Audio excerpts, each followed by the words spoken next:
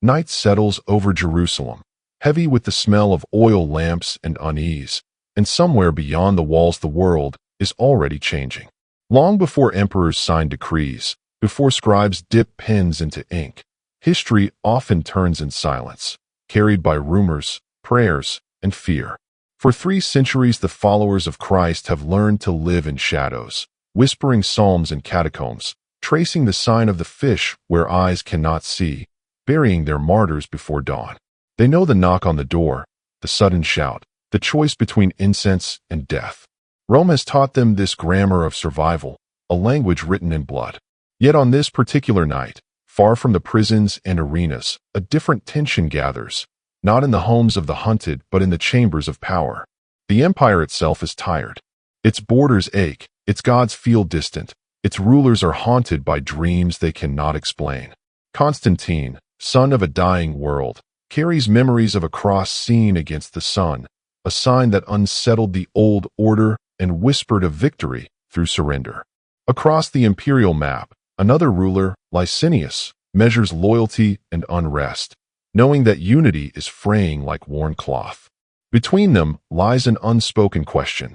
What if the faith once crushed beneath iron has become too deeply rooted to destroy? Outside, the night wind moves like breath across stone streets, passing synagogues, temples, and hidden Christian gatherings alike, as if searching for an answer. Somewhere a widow prays for her imprisoned son, somewhere a bishop waits, unsure whether dawn will bring chains or peace. The story poised here is not merely about law or tolerance. It is about whether suffering has meaning, whether patience can outlast power, whether a persecuted church can emerge without losing its soul. As the lamps burn low, history holds its breath, balanced between cruelty remembered and mercy not yet named, waiting for a word that could change everything. Even now, unseen forces press close, angels and doubts alike, while parchment waits blank and the future trembles, ready to be spoken into being. This is the moment before the door opens, before fear yields, before the night admits a different dawn. And all creation listens, as though Rome itself might finally learn to listen. The night does not break all at once. It deepens. In the memory of the church, persecution is never a single wound but a rhythm, tightening and loosening with each emperor's fear. Diocletian's edicts still echo like distant thunder, ordering churches torn down, scriptures burned, names erased. Survivors carry scars that are not always visible. The ache of betrayal, the shame of those who faltered, the quiet heroism of those who stood firm without applause. Constantine knows these stories now, not as rumors, but as weight. He has walked among soldiers who carry the mark of Christ beneath their armor, men who fought under the sign of the cross, while remembering brothers fed to beasts. He senses that power enforced only by terror decays from within. Licinius senses it too, though with colder calculation. He governs a realm restless with competing gods, where unity has become fragile theater. To rule is to choose which fears to soothe and which to inflame. Between these two men, an agreement begins to form, fragile as glass, daring as mercy. Yet nothing is simple. Senators grumble that the old gods are being slighted. Priests of ancient cults whisper that disaster will follow tolerance. Even some Christians are uneasy, shaped by generations of suspicion, wondering whether favor will corrupt what suffering refined. The night air seems to carry all these voices at once, a chorus of caution and hope. Lamps flicker in palaces and hovels alike, and prayers rise without knowing they are being answered in unfamiliar ways. History presses forward not as triumph, but as trial. What is being proposed is not merely permission to exist, but a reimagining of the empire's soul. Can Rome allow a faith that refuses to worship Rome itself? Can the church accept peace without forgetting the cost of blood? As messengers move quietly and drafts are weighed, tension tightens like a drawn bow. The persecuted still do not sleep easily. They have learned too well how quickly favor can turn. Yet something has shifted, subtle but real, like the first loosening of frost before dawn. The night holds its silence, and within that silence the old order begins to tremble, not yet broken, but no longer secure. By morning, words begin to take shape, and with them consequences that cannot be recalled. The agreement reached in Milan does not thunder like a conquest. It speaks plainly, almost cautiously, of liberty, of restoring what was taken, of allowing each soul to seek the divine without coercion. Yet every phrase carries the weight of centuries. For Christians who have buried their dead in secret, the promise of worship without fear feels unreal, like stepping into light after years underground. Bishops read the news aloud to assemblies that weep and fall silent, unsure whether to rejoice or remain guarded. Soldiers lower their weapons, uncertain which God now commands their allegiance. Pagan neighbors watch with curiosity and resentment, sensing that the world they knew is tilting. Constantine understands that this is only the beginning. An edict can end persecution, but it cannot heal memory. Licinius understands that tolerance is a gamble, one that may strengthen rivals even as it calms unrest. Across the empire, confiscated churches are returned, cemeteries reclaimed, wounds reopened. The church emerges blinking into daylight, carrying the discipline forged by suffering and the danger of newfound favor. Some will stumble, some will grow proud. Yet beneath these human failures, providence moves steadily, not erasing the past, but weaving it into a future no one fully sees. The cross that once marked criminals now hovers over banners and councils, its meaning contested, its power undiminished. Rome has not converted. It has paused, allowing the seed long planted in blood to breathe. The escalation is quiet but irreversible.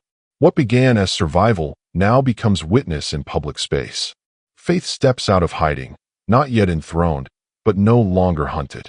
And with each church door reopened, with each martyr's name spoken openly, the empire learns that restraint can be stronger than repression, and the church learns that peace demands courage of a different kind. Peace, when it comes after terror, carries its own trials. Freed from chains, the church must learn to walk without the clarity that persecution once imposed. Disputes surface, sharpened by freedom. Questions of doctrine, authority, and unity that were once overshadowed by the need simply to survive. Constantine watches closely, drawn to the faith that once steadied him in battle, yet aware that imperial favor can distort spiritual truth. Licinius grows wary, his tolerance thinning as politics harden. The same edict that healed one wound exposes another. Christians debate how close to stand to power without losing the humility of the cross. Pagans debate whether ancient rites still protect the city. The empire, long accustomed to commanding belief, now must negotiate it. In this tension, memory becomes a guide and a warning. Martyrs are remembered not to claim privilege, but to remind the living what fidelity costs. Bishops speak cautiously, balancing gratitude with vigilance. The church's voice grows louder, yet it must learn when to remain silent. History does not resolve its conflicts neatly. The edict has ended open persecution, but it has not ended the struggle between coercion and conscience. The night has given way to morning, but shadows remain, stretching long across the stones of Rome and Jerusalem alike. Still, beneath uncertainty, a deeper truth holds. Faith chosen freely carries a strength no sword can grant or take away. The true climax does not arrive in a single proclamation, but in recognition. Years after Milan, as councils gather and crosses rise over basilicas, it becomes clear that something irreversible has occurred. The church, once a suspect movement, now shapes the moral imagination of the empire. Constantine kneels in prayer, not as a god, but as a man seeking mercy. Licinius falls away, his resistance unable to halt what has been set in motion. The empire does not become holy overnight. It remains marked by ambition and violence. Yet the fire of persecution has been extinguished, replaced by a fragile, contested peace. The cross stands at the center of this turning point, not as a threat, but as a paradox. Power revealed through suffering, victory through restraint. What once burned Christians now burns within Rome itself, transforming without consuming. The climax is quiet, historical, spiritual, as the church realizes that survival has given way to responsibility. Freedom has arrived, and with it the call to shape conscience rather than hide from cruelty. As decades pass, the edict's effects settle into the fabric of daily life. Churches become places of gathering rather than targets. Scripture is read openly, sung rather than whispered. The memory of persecution does not fade. It is preserved in calendars of saints and stones worn smooth by prayer. Rome learns, slowly and imperfectly, to live with a faith it cannot fully control. The Church learns, equally slowly, to resist becoming what once oppressed it. This resolution is not triumphal, but sober. Peace proves harder than endurance, requiring humility where fear once enforced obedience. Yet the story holds. What was granted in Milan remains a marker, a moment when the world acknowledged that belief cannot be beaten into silence without losing its own soul. In the long view of history, the Edict of Milan stands like a quiet threshold. On one side lie the shadows of catacombs and arenas. On the other, the open doors of churches filled with flawed, hopeful people. The end of persecution did not sanctify power, nor did it perfect the Church. Instead, it revealed a deeper law written not on parchment but on conscience. That faith, to be true, must be free. The martyrs did not die to win privilege. They died to witness truth. Their blood did not purchase dominance, but dignity. For those who listen now, in a world still tempted to coerce belief or silence conviction, this story breathes again. It reminds us that trust cannot be commanded, that healing follows patience, and that God's providence moves even through empires unsure of what they serve. The night eventually yields, but only after teaching the soul how to wait. And so we remember, not with triumph, but with gratitude, whispering a prayer learned in shadows and spoken now in light, that freedom may never make us forget the cost of faith, nor peace dull our courage to choose the good.